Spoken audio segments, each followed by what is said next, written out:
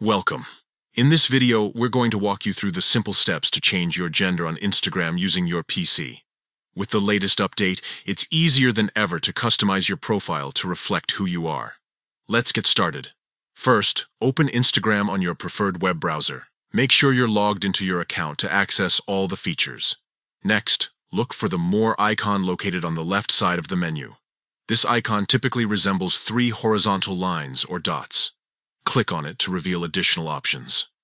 Once you've clicked on the More icon, navigate to Settings. This will take you to a page where you can manage various aspects of your account. Now, find and click on Edit Profile. This is where you can update your personal information, including your gender. Under the Gender section, you'll see options to choose from. You can select from Male, Female, Custom, or even Prefer Not to Say. Click on the option that best represents your identity. After making your selection, don't forget to click Submit. This final step ensures that your changes are saved and updated on your profile. And there you have it. Your gender on Instagram has been successfully changed. Remember, personalizing your profile helps create a more authentic online presence.